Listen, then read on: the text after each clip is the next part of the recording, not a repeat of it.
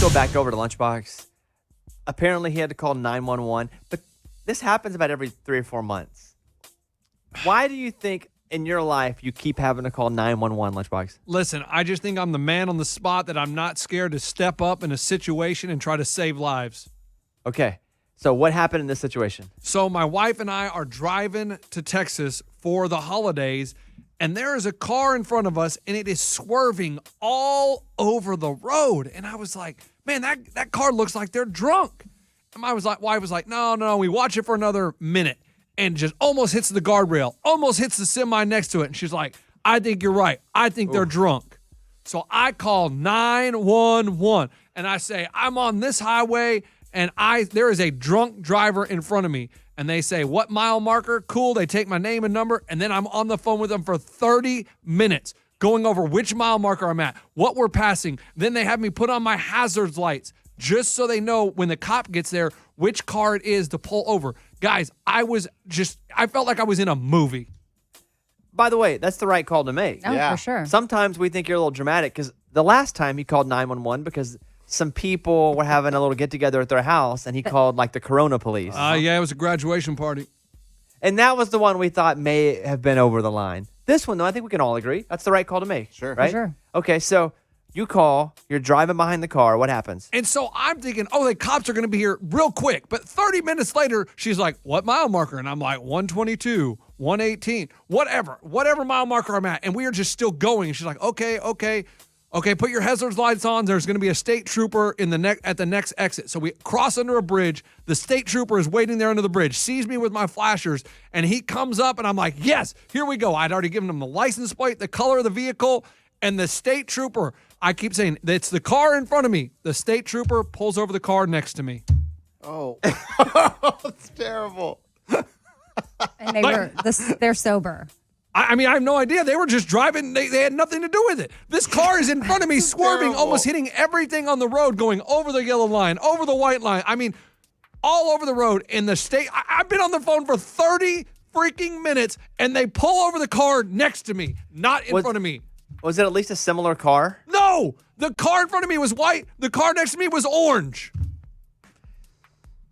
Like, did you call back and go, you guys got the wrong person? Yes, because they said, okay, well, he's going to pull him over now. Thank you. And they hang up, and I see him turn on the lights and pull over the car next to me. And I call him back immediately. I said, ma'am, I just got off the phone with you, and he pulled over the wrong vehicle. And she goes, I'll relay that to the officer. Thank you. And she hung up.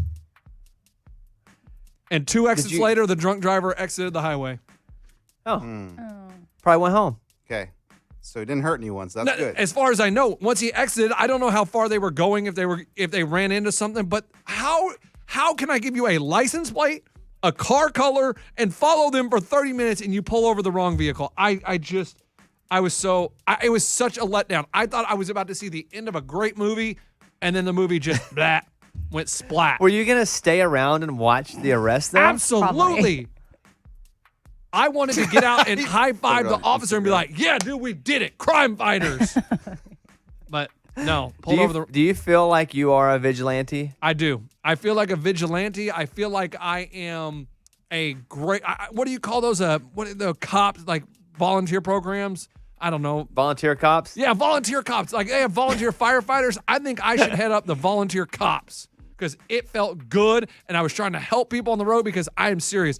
Cars would pass me, and then they'd get up next to that car and see it swerving all over, and they'd fall back because they were scared to pass. There's no volunteer cop, right? No, I don't think so. Mm-hmm. Amy, didn't you want to do something like that? Neighborhood watch. Okay, there's that. That's Yeah. cool. Lunchbox, why don't you lead the neighborhood watch in your little part of the town? I could do that.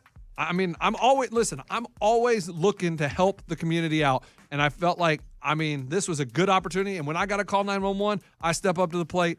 They just dropped the ball this time.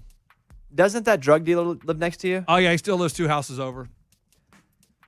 Still lives there, still has people coming and going, and, I don't know. Why don't you go shut that down? Yeah. All right, you want to hey, guys, here, I'll make a deal. Neighborhood justice. You guys want it shut down? I'll Yep. get it done. That's a guarantee. That's a Lunchbox 2021 guarantee. What's the guarantee here? I'm gonna figure out how to get rid of them. He's going to put him away. Yeah. You're going to figure out how to get rid of the drug house that's a couple houses down. Yeah. I don't know what I'm gonna do. I'll talk to some local people. What if he ruins, what if this place is being staked out, and there's like a legit plan to they're bring him waiting for the down, right and then moment. Lunchbox ruins it. botches it. Runs over there with an L on his chest. I'm Lunchbox Man. Dun, dun, dun. Look, he's been living there for at least a year and a half, and What if it's an undercover? Go ahead. and then he's been dealing. And you're right, I haven't done anything but you know what? 2021, you guys say I'm supposed to be helping the community. I'm gonna do it. I'm gonna call the authorities and see what I need to do. I'll call the DEA, the FBI, what do they want me to do.